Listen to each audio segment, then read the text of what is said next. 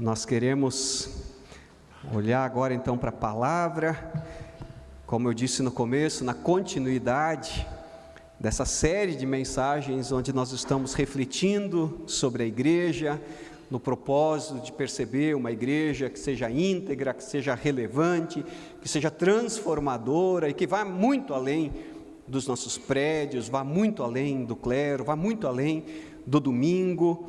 E é importante que Deus assim ministre aos nossos corações. Então o meu desejo, a minha oração é que a gente, em reverência, mas também em humildade, agora abra nossos ouvidos, nosso coração, nossa mente, para que Deus possa estar falando conosco, que Ele opere em nós aquilo que é a vontade dEle, mas também aquilo que é a nossa necessidade. E relembrando então, a temática da semana passada, a igreja além do templo, nós percebemos que na cultura a igreja ela é concebida muitas vezes como o templo. A igreja é o templo e que esse templo é a casa de Deus, é o lugar onde Deus habita, é o lugar onde Deus mora. Mas, porém, quando olhamos para a igreja na Bíblia, nós vamos perceber que Jesus é o templo de Deus. A plenitude de Deus habita em Cristo, conforme o apóstolo Paulo. E nós, os crentes, somos a tenda de Deus, o tabernáculo de Deus, o santuário de Deus, sabe? Aqueles que, cheios de Deus, agora circulam. E, portanto, a igreja de Deus não está aqui na Trajano Reis 199. A igreja de Deus está espalhada nessa cidade onde nós moramos, onde nós trabalhamos, onde nós estudamos, onde nós nos relacionamos no dia a dia das nossas vidas. E o templo, então, ele é um instrumento, é uma ferramenta que precisa ser consagrada ao Senhor e que tem uma dimensão funcional e prática. É bom a gente ter um endereço. É bom a gente ter um lugar para se reunir, é bom a gente ter um teto sobre as nossas cabeças. Então o templo serve para isso, mas ele também tem uma dimensão funcional, aliás, didática e inspiradora, ou seja, às vezes o próprio prédio nos inspira a perceber realidades de Deus e da sua obra, do seu amor para conosco. Por fim, ele tem uma dimensão diaconal, social. Nós precisamos colocar os nossos prédios a serviço.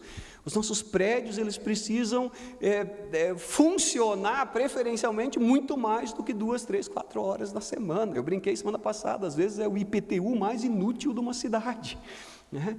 Quem em sã consciência como empreendedor construiria um prédio desses para abrir lá de vez em quando, para nele acontecer alguma coisa? Então, nós precisamos também que os nossos prédios tenham essa função.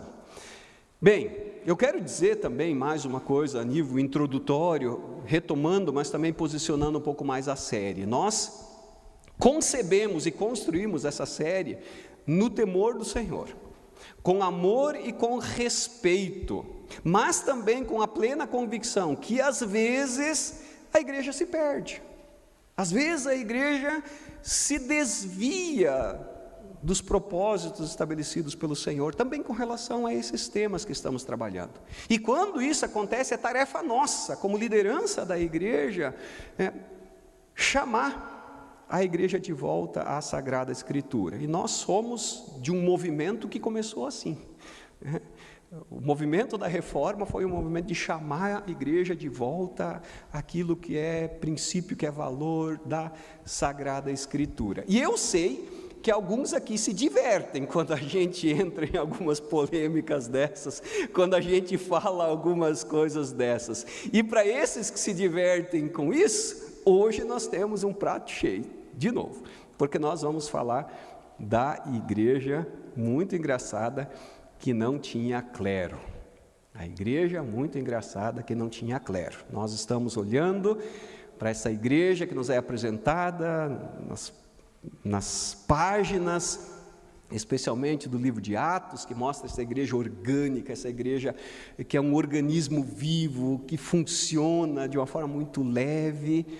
E hoje nós queremos então olhar como é essa igreja engraçada que não tinha clero. E talvez seja importante a gente colocar um pouco esse aspecto do clero versus o leigo. Queridos, A gente gosta, no fundo a gente gosta dessa distinção entre cleros e leigos, não é verdade? E gostam tantos que estão lá, como gostam os que estão cá.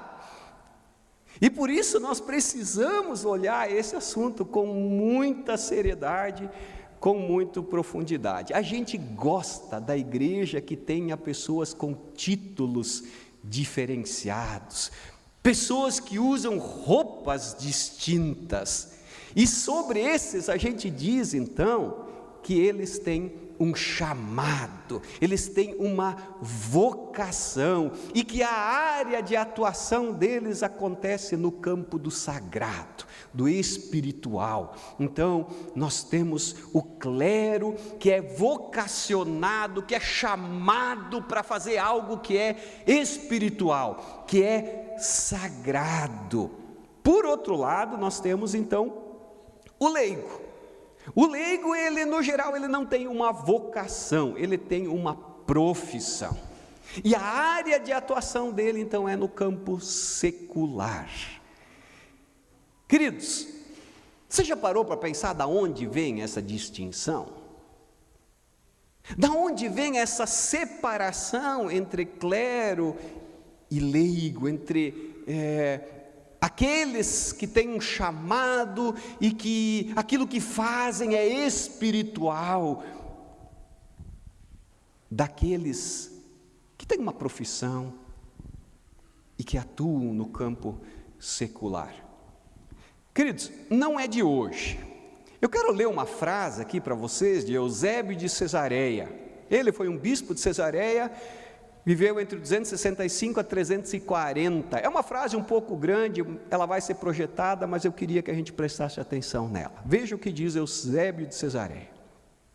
Duas maneiras de viver foram dadas pela lei de Cristo para a sua igreja. A primeira está acima da natureza e além do modo de vida comum do ser humano. Ela não admite casamento, criação de filhos, propriedade ou posse de riqueza, mas é completa e permanentemente separada dos costumes de vida comuns da humanidade e se devota a servir somente a Deus na riqueza do seu amor celestial. Essa é a forma perfeita de vida cristã. E a outra, mais inferior, mais humana, permite ao homem unir-se em puras núpcias, ter filhos, ocupar-se com o governo, comandar soldados que lutam pelo que é certo. Esses têm mais interesse pelas coisas seculares, mas também se interessam pela religião. E para eles, tempo para retiro e instrução, bem como dias para ouvir as coisas sagradas, são planejadas à parte. E uma forma de segundo nível de piedade é atribuído a eles.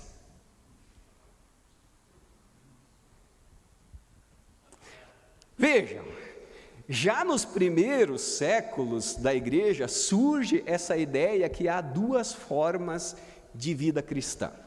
Uma que é mais perfeita, uma que é mais elevada, uma que é mais significativa, ela é menos humana.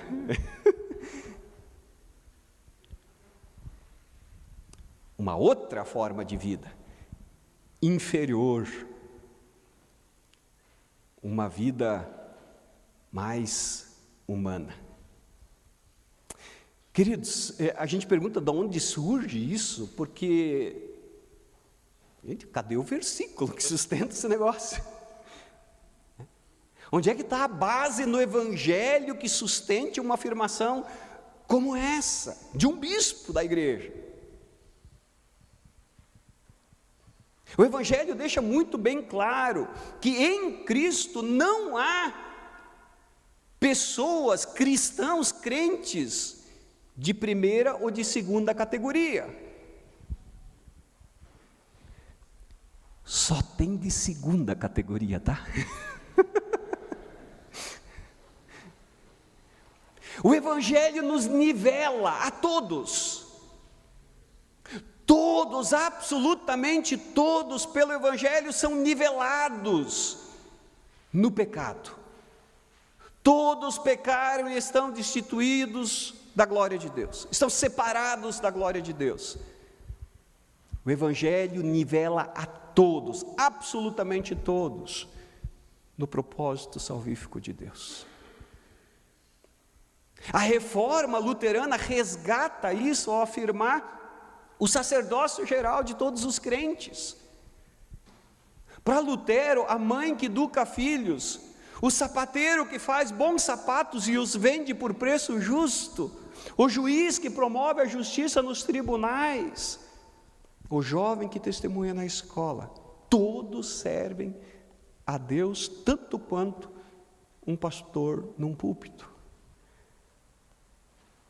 Quais os perigos que a gente corre quando a gente concebe a vida cristã nos termos de Eusébio de Cesareia, lá no passado, e de tantos outros hoje?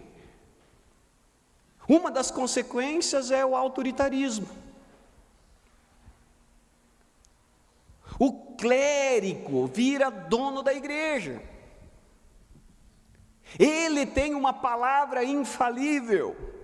Ele tem uma oração forte. Ele tem uma autoridade incontestável. E queridos, talvez aqui nós sejamos muito mais romanos que os católicos. Porque talvez a gente logo associe. Mas, queridos, olhemos para o nosso próprio umbigo. Olhemos para a trave do nosso olho quando nós falamos sobre o autoritarismo exercido pelo clero no contexto evangélico. Você já ouviu daquele mito do ungido do Senhor? Aí fala-se um monte de bobagem, faz-se um monte de bobagem, e se alguém da casta inferior se levanta e questiona aquele que está na vida superior perfeita e diz: não toque no ungido do Senhor. Ou seja, essa concepção que faz essa separação entre clero e laicato, ela é um prato cheio para o autoritarismo. Mas não apenas isso, é o prato cheio para a profissionalização. O que eu quero dizer isso? O clérigo se torna o empregado da igreja. Ele é um prestador de serviço especialista. Alguém que é pago para fazer o serviço. Você já ouviu falar, quem estuda um pouco essa coisa da igreja e do serviço na igreja, da famosa relação 10-90, 10 por 90, a famosa pirâmide invertida? Se você nunca ouviu falar, provavelmente você já viu isso. Uma igreja onde 10% das pessoas que são membros da igreja sustentam financeiramente e sustentam no voluntariado, no serviço diário da igreja, os outros 90% que são espectadores. Porque afinal de contas eu pago para alguém fazer. Eu contribuo para que alguém do clero faça o que precisa ser feito. Mas acontece uma terceira coisa que para mim é a mais complicada de todas. Acontece uma desfiguração da identidade do crente. Eu estou terminando de ler um livro sensacional, Viva a Ressurreição, de Eugene Peterson, e ele, no último capítulo, ele trabalha justamente essa questão, e ele diz mais ou menos assim, eu vou ler um pouco mais aqui para não perder, porque é muito precioso o que ele diz. Ele diz: no uso comum que fazemos da palavra leigo, sempre significa alguém que não é especialista. Então, o leigo é alguém que não é especialista. Nenhum leigo sequer sonharia entrar num centro cirúrgico, pegar um bisturi e fazer a retirada de uma vesícula de um corpo anestesiado sobre a mesa. Se o corpo fosse meu, eu também não permitiria.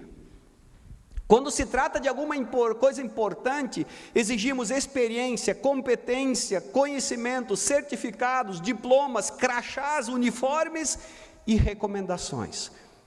Mas há um problema nisso tudo.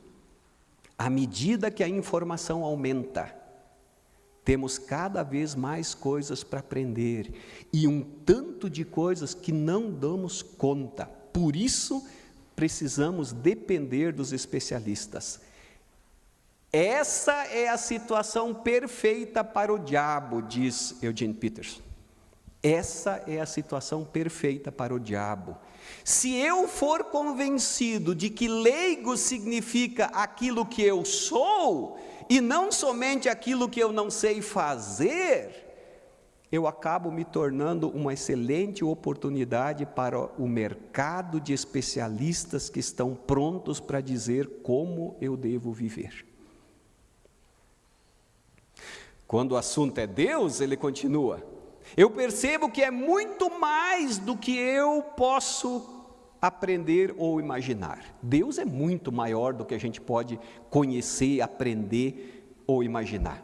E por isso eu aceito depender de um especialista para cuidar desse assunto para mim. Então eu entrego para o especialista o assunto Deus, porque afinal de contas, eu não sei. No mundo que separa leigos e especialistas, e que a gente depende dos especialistas, eu também entrego essa área. E aí ele diz: assim eu deixo de tratar diretamente com Deus, afinal de contas eu sou um leigo, com uma consciência autodepressiva, que me diz que pastores estão acima de mim nesse assunto. Em vez de seguir Jesus, eu passo a seguir um especialista em Jesus. O Martin me lembrou essa semana, a partir da pregação da semana passada, onde eu falei de que o templo virou aquele lugar de exploração, de roubo, de assalto por causa dos sacrifícios, por causa dos animais, por causa do câmbio. Mas isso é o roubo menor. O roubo maior é roubar da pessoa o livre acesso a Deus. E é isso que acontece quando nós fazemos essa separação entre cleros e leigos, ou seja, quem tem acesso a Deus é o clero. Então, a tua identidade de crente é comprometida. Querido, leigo é só o que você não sabe fazer, não é o que você é. E quando nós vivemos a partir dessa separação, nós abrimos mão daquilo que é tão precioso e que Jesus Cristo conquistou por nós na cruz, e que nós acabamos de cantar: o véu que separava não separa mais. Todo aquele que crê em Jesus, todo aquele que se rende ao Evangelho de Jesus, tem livre acesso ao Pai. Então, não é só uma questão do que eu faço, porque também essa confusão às vezes acontece entre nós. A gente diz: não, aqui na igreja a gente vive o sacerdócio geral de todos os crentes, porque o membro da igreja faz uma leitura bíblica no culto.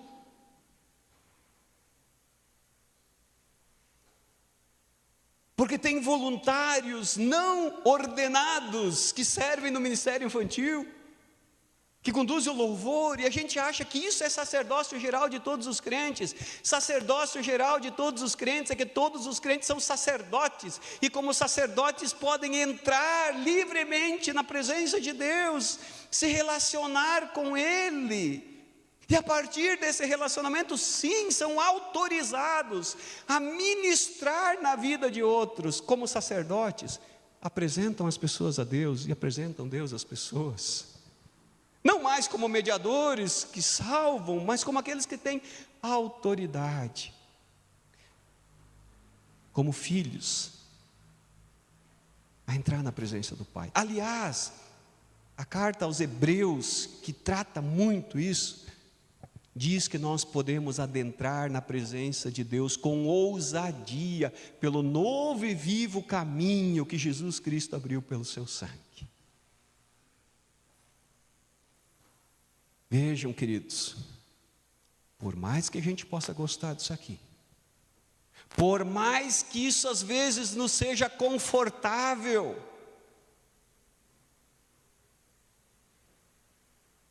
é diabólico. Não tem outro jeito de dizer isso. É diabólico. Nos é roubado esse privilégio, essa graça que Jesus Cristo conquistou na cruz, de vivermos como filhos na presença do Pai e como seus servos que são enviados em missão ao mundo. Todos nós. Eu quero aprofundar isso um pouco a partir de um texto clássico quando falamos sobre isso. 1 Pedro 2, versículo 9, o apóstolo escreve: mas vocês são a geração eleita, o sacerdócio real, a nação santa, o povo adquirido para que anunciem as virtudes daquele que os chamou das trevas para a sua maravilhosa luz. Veja, o apóstolo está dizendo que todo cristão tem um chamado. Todo cristão tem uma vocação que é espiritual, que é santa. Vocês são geração eleita para anunciar as grandezas daquele que os chamou. Vocês. Está falando para aquela comunidade a quem endereça a carta, a quem ele remete a carta. Todos vocês, igreja de Jesus Cristo, são essa geração eleita porque Deus os chamou. Ele diz algo parecido um pouco antes, quando ele fala de si, que ele é apóstolo de Jesus Cristo, e que ele escreve aos eleitos de Deus, aos escolhidos de acordo com o pré-conhecimento de Deus, o Pai. Veja, ele está escrevendo para toda aquela comunidade, que é eleita, que é escolhida, que tem um chamado. E é também o que está escrito em Atos 2:16, no contexto do Pentecostes, o Espírito Santo é derramado, e os apóstolos começam a anunciar as grandezas de Deus, e alguns reunidos lá dizem, eles estão bêbados. O que é isso? O que está acontecendo? E Pedro levanta e diz, 9h da manhã, ainda não deu tempo para encher a cara, não é nada disso que vocês estão pensando. Ele diz, o que ocorre é o que foi dito por intermédio do profeta Joel. Acontecerá nos últimos dias, diz o Senhor, que derramarei o meu espírito sobre toda a carne, sobre todos. E Joel diz sobre jovens, sobre velhos, sobre homens, sobre mulheres, sobre escravos, sobre livres, sobre todos. O Espírito Santo é derramado. E se o Espírito Santo é derramado sobre todos, os que estão em Cristo são chamados.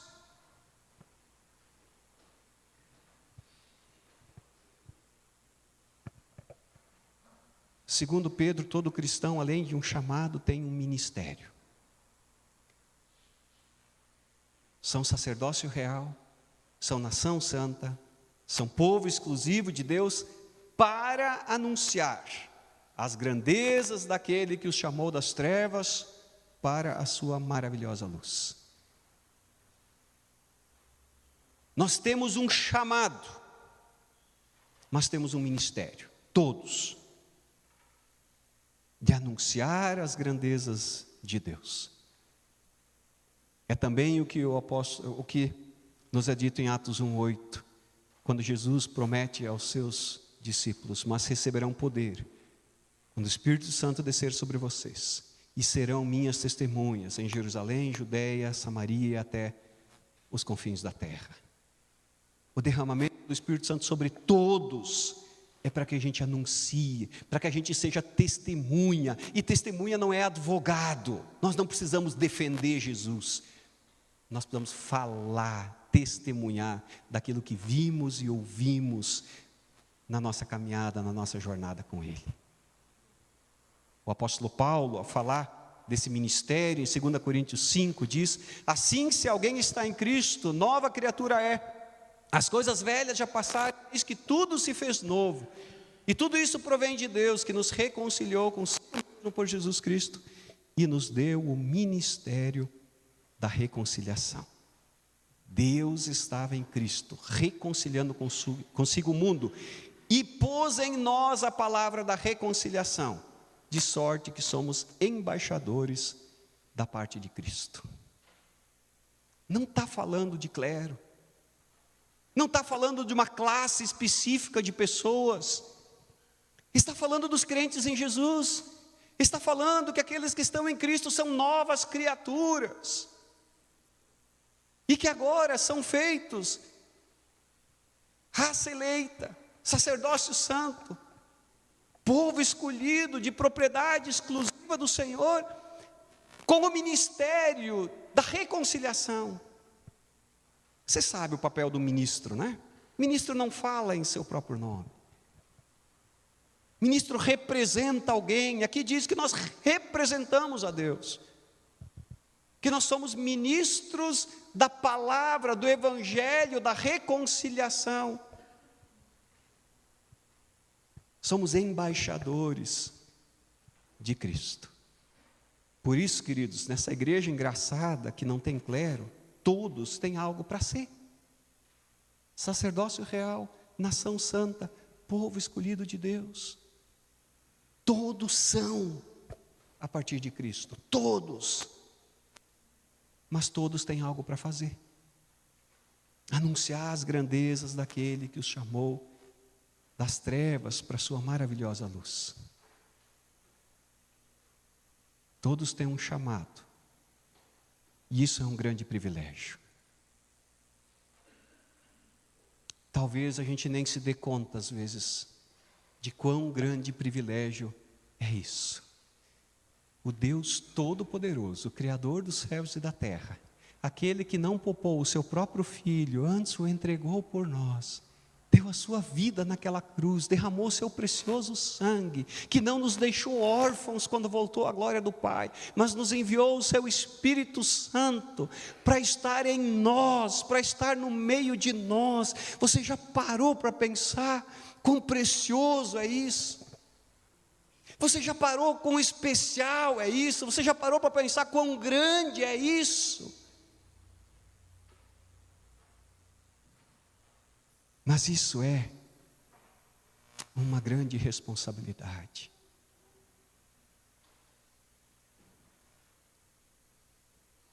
Esse grande Deus, Criador dos céus e da terra, que sustenta nas suas boas e poderosas mãos, esse Deus que nos ama com tão grande amor, ao ponto de as últimas consequências por esse amor, dando a sua vida por nós na cruz.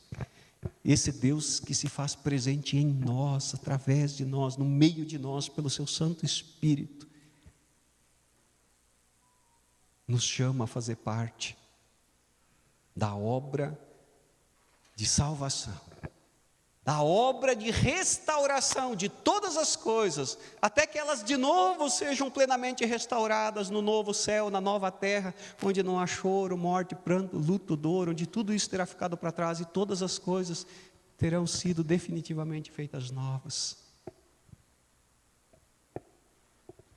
É um privilégio, mas é também uma responsabilidade. Se é assim, talvez alguns estejam perguntando agora, então para que pastores, para que missionários, para que padres, para que apóstolos, para que bispos? Paulo nos responde. Ele, Deus, designou alguns para apóstolos, outros para profetas, outros para evangelistas e outros para pastores e mestres, com o fim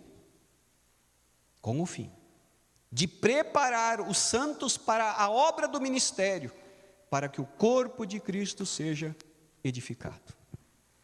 Deus chamou alguns e deu a eles dons específicos para um propósito específico. Qual é o propósito específico de Deus colocar no contexto do seu corpo, da sua igreja, apóstolos, profetas, evangelistas, pastores, mestres? Preparar os santos, preparar os crentes, preparar o povo de Deus para responder o seu chamado e assumir a sua responsabilidade.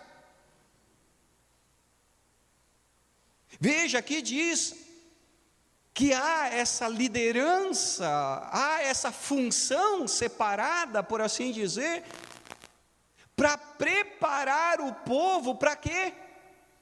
Para a obra do ministério.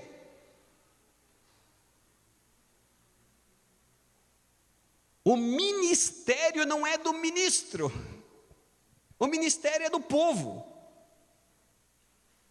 o ministério é de todos os crentes. Função do clero, por assim dizer, é preparar esse povo para exercer o ministério que é dele, para que o corpo de Cristo seja edificado. Deixa eu fazer uma pergunta. É papel do pastor pregar?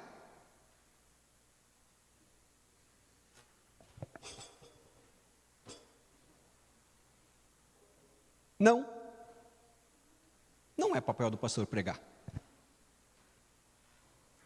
É papel do pastor orar pelas pessoas? Não. É papel do pastor aconselhar as pessoas? É papel do pastor visitar os doentes? Não. Isso é papel do crente. E se o pastor é crente, ele prega, ele visita, ele ora, ele aconselha. Se o pastor é discípulo de Jesus, então ele faz isso. Por quê? Porque todo o cristão deve visitar, deve orar, deve aconselhar, deve pregar. E quando a Bíblia fala de pregar, ela não está pensando nisso que está acontecendo agora. A Bíblia não conhece essa coisa de um auditório lotado de pessoas, com alguém à frente, com o microfone na mão, entregando uma palestra, uma pregação, um discurso. Não. Pregar nas Escrituras é contar adiante o que você aprendeu, o que você conhece, o que você viveu no teu relacionamento com Deus. Isso é pregação, isso é tarefa de todos os crentes.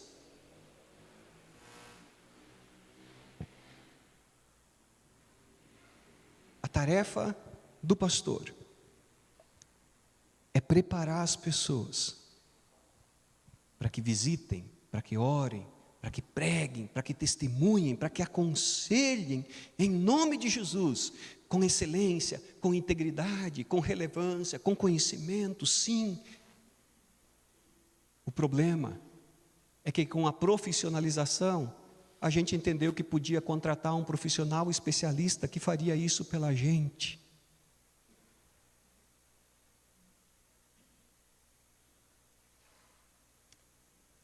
É triste quando a igreja toda sabe que tem alguém para visitar e pergunta na secretaria se o pastor já visitou.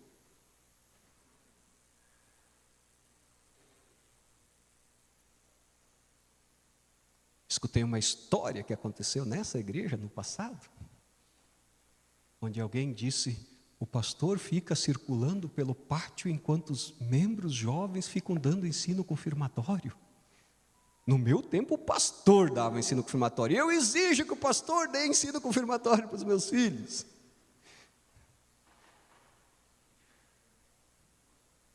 Dever do pastor é preparar pessoas para que o ensino confirmatório seja ministrado por pessoas íntegras, capacitadas. Senão o Lucas estaria na berlinda, né, Lucas? Não daria para dar ensino confirmatória, Lucas. Que perda, Lucas. Provavelmente eu, no lugar do Lucas, seria uma tragédia. O Yarley, né? Menino querido, menino consagrado. Tantos outros, eu vi antes aqui, o André, a Maria Fernanda, né? Gente preciosa. Claro que isso foi há muito tempo atrás que tinha esse comentário, que isso hoje já era, né? Mas é só para a gente cuidar, para não cair nesse perigo de novo. Querido, na igreja bíblica, todos estão engajados, envolvidos, comprometidos. O pastor não é uma pessoa mais santa, mais importante, mais diferente dos demais membros da igreja. No momento tem uma função distinta. Minha oração não é melhor do que a oração de ninguém. Não é melhor que a oração que as crianças vão fazer lá, no lado depois. Nós devemos urgentemente pensar isso.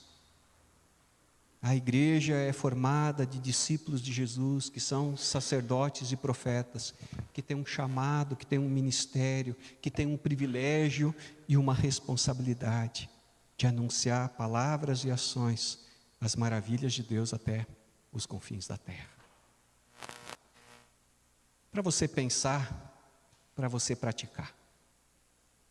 Você já se deu conta do privilégio, do chamado de Deus na tua vida? Você já parou para pensar quão precioso é saber que esse Deus, que é onipotente, que é onipresente, que é onisciente, esse Deus que é tudo, chamou você para ser geração eleita, povo santo, sacerdócio real, propriedade exclusiva dele. Você já assumiu o seu lugar de responsabilidade na igreja de Cristo? E quando a gente fala igreja de Cristo, não é essa denominação. É no povo de Deus. É essa responsabilidade no corpo de Cristo de anunciar as grandezas de Deus, a começar por perto até os confins da terra. Como você poderia se envolver mais ao movimento dessa comunidade? Sim. Como você pode se envolver mais no movimento da comunidade do Redentor, que deseja anunciar também como comunidade as grandezas daquele que nos chamou das trevas para a sua maravilhosa luz. Semana que vem, era uma igreja muito engraçada, que não tenha domingo. Queremos refletir sobre isso. Vamos orar, enquanto o louvor se posiciona também, para ministrar uma canção. Pai querido, muito obrigado pela Tua palavra. Ela é lâmpada para os nossos pés, ela é luz para o nosso caminho. Nós queremos que ela assim nos ilumine, que ela assim nos conduza. Pedimos, Espírito Santo, confirma essa palavra nos nossos corações e que a gente possa reagir a ela com obediência. Assim, Pai, nós te pedimos e somos gratos em nome de Jesus. Amém.